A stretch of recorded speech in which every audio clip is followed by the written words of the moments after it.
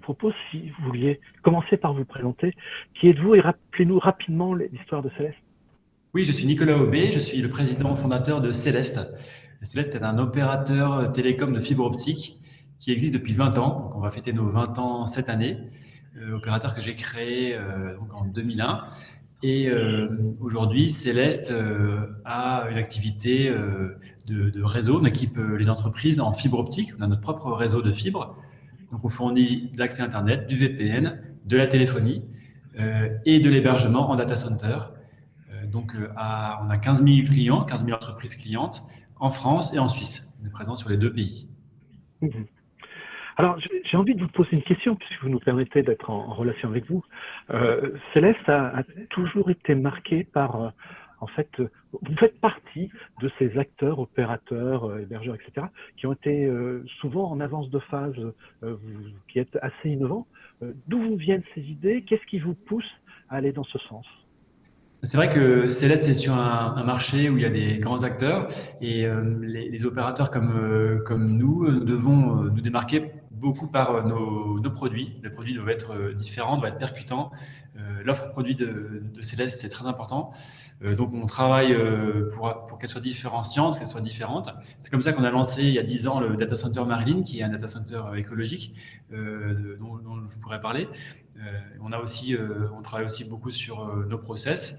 Mais voilà, l'innovation, ça nous permet d'être agile, d'être à la pointe, d'avoir des solutions modernes, en avance sur le marché, on espère, et donc de gagner les parts des marchés.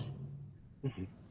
Alors, comment, j'ai envie de vous poser la question, vous restez quand même un acteur de taille moyenne, hein, par rapport aux gros que l'on connaît, évidemment. Comment on peut soutenir une telle politique? Je pense sur un plan à la fois de financement, en termes de financement, et puis en termes d'équipe également, parce que ça veut dire qu'il faut investir aussi sur les gens qui vous accompagnent là-dessus. Oui, c'est vrai qu'il y a une taille critique qui est importante. C'est pour ça qu'on a décidé, il y a 2 ans, de faire une stratégie de croissance importante. On fait de la croissance externe. Donc on est soutenu par des actionnaires sont dans un fonds d'investissement. Donc on a également, en fait, on a annoncé un financement bancaire très important cette année, hein, de 260 millions d'euros. Et donc ça nous permet voilà, de soutenir notre croissance, notre forte croissance. Aujourd'hui, Céleste, c'est 125 millions d'euros de chiffre d'affaires, donc sur les deux pays, la France et la Suisse.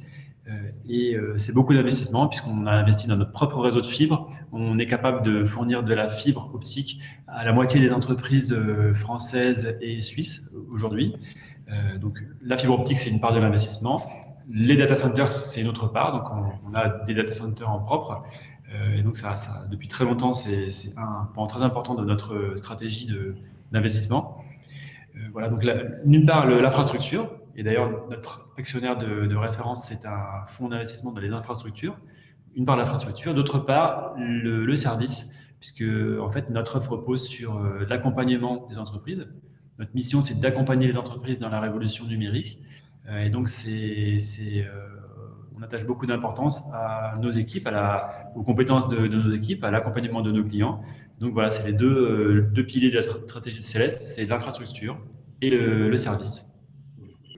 On va parler un peu plus data center, puisque vous savez que nous, on s'appelle Data Center Magazine. Mais malgré tout, on va revenir également sur votre activité en termes de réseau et de télécom. Le mariage entre les deux, ça semble logique, mais il n'est pas toujours évident. Et on s'aperçoit que souvent, les uns et les autres se cherchent, en particulier en région, sachant que, je dirais que le maillage parisien est tel qu'il est difficile de s'y trouver une place, j'imagine. Mais comment vous voyez le futur? Comment vous imaginez votre expansion? Et est-ce que ce maillage est une réponse à un certain nombre d'attentes des territoires? Alors, c'est vrai que il y a beaucoup d'acteurs qui se posent la question de est-ce qu'il y a un rapport entre la fibre optique et l'hébergement. On peut se dire que c'est les deux côtés de la révolution numérique, les réseaux, la fibre optique. Hein, donc, la consommation de réseaux par les entreprises, elle augmente de 50% par an. Donc ça, c'est le côté face, le côté pile de la révolution numérique. Et puis le côté face, c'est les data centers, puisque tout ce qu'on consomme sur le numérique, c'est hébergé dans les data centers. Donc les deux augmentent de la même manière. Mais c'est vrai que certains acteurs sont que sur d'un côté et que de l'autre. Et les acteurs qui font les deux sont pas les plus courants. Donc nous, on a fait ce choix stratégique il y a 10 ans d'investir dans les data centers parce que on a déjà, en fait, on avait pas mal de demandes tout simplement de B, en fait, de B pour nos clients. Donc nos clients entreprises, on leur fournit des VPN avec différents sites. Il y a un des sites ou plusieurs sites qui sont généralement des data centers. Donc ça fait partie des réseaux d'entreprise. Donc ça paraissait naturel de pouvoir leur fournir, même si on est aussi capable de fournir des baies dans des data centers qui ne nous appartiennent pas. Et donc cette activité, tout simplement de baies, elle est quelque part très liée à l'activité de réseau dans le cadre des VPN.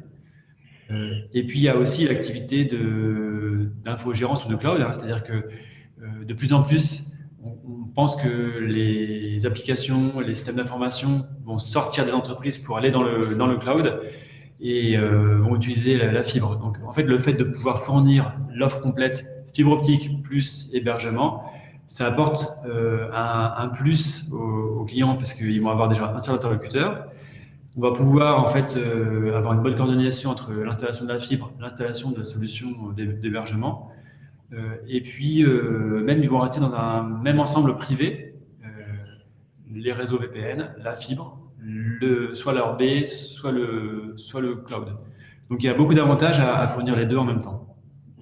En tous les cas, c'est une stratégie qui vous réussit. Oui, c'est vrai que ça marche bien. Et vous parliez tout à l'heure de notre implantation en région.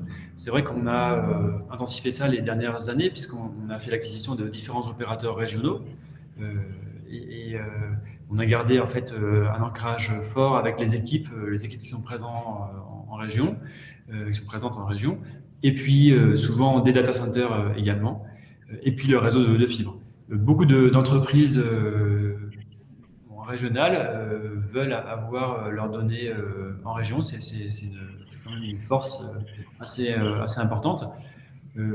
Et ce qui est clair aussi, c'est qu'on a des entreprises françaises qui réclament d'avoir leurs données en France et des entreprises suisses qui réclament d'avoir leurs données en Suisse. Donc la souveraineté des données,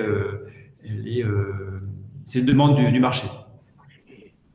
Justement, j'allais vous poser la question. Vous venez de parler de souveraineté. Dans le même temps, on parle aujourd'hui en France du cloud de confiance. Qu'est-ce que ça vous inspire ? Je pense que c'est aux clients de choisir. Les entreprises doivent pouvoir choisir où elles veulent héberger leurs données. Et nous, on a fait le parti de leur laisser le choix. C'est-à-dire on sait fournir à la fois, on sait héberger leurs données chez elles. Donc ça, c'est pour ça qu'on a développé cette activité de data center modulaire. On sait fournir des data centers modulaires pour que les entreprises hébergent chez elles leurs données. On sait également les héberger dans nos data centers, dans un cloud privé. Et on sait également les héberger, les accompagner vers le cloud public, vers les grandes plateformes. Je crois que c'est 3 cas d'usage différents. Les entreprises ont besoin des 3 et c'est aux clients de décider quelles données elles veulent mettre où. Tout à fait.